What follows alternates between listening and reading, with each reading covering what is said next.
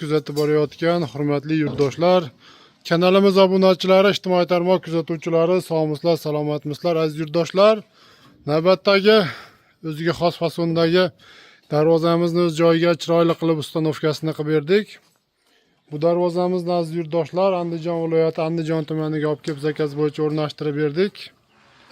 Albatta videolarimizni oxirigacha ko'rsalaring, darvoza qo'ydirish maqsadida yurgan aka-ukalarimizga kerakli foydali bo'ladigan ma'lumotlarni berib o'tamiz va bu darvozamiz kvadrat metri necha puldan olib kelib o'rnashtirib berildi, qanaqangi materiallarda yasadik, qanaqangi kraskalar sepdik, to'liq ma'lumotlarni chiroyli qilib video davomida berib o'tamiz. Hurmatli yurtdoshlar, bu darvozamiz 2 ligistda yasalgan, bir qavatli rushnoy rabota darvozamiz. Darvozamiz o'zlaring ko'rib mana baho berishlaring mumkin. Juda ham chiroyli holatda chiqdi darvozamiz aziz yurtdoshlar.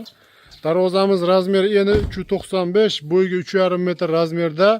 Darvozamizning asosiy stoykalari polni mana ikkala yoni o'ngga o'nlik 3lik stenali profilda bo'ldi va tag qismi avtomobil kirib chiqadigan qismi o'nlik shiviller qo'yib berilgan aziz yurtdoshlar. Darvozamizning asosiy mana qovurg'a profillari 6 ga 4lik, 1,7lik stenali qalin qora profillardan foydalanganmiz va polni mana lismilan profilni burchaklariga vibra gullarini qo'yib, 6 ga 1 chaspaklarini qo'yib, juda ham chiroyli holatda qilib darvozamizni ustanovka qilib berdik.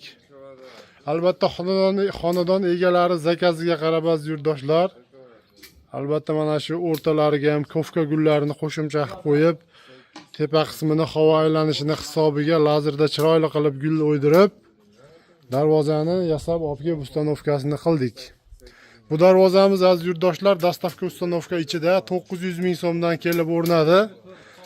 Albatta darvozamiz juda ham chiroyli holatda chiqdi. Mana shu kraskasi ham matvi holatda, zamogi ham mana qora matvi zamoklardan qo'yganmiz, zuber zamok.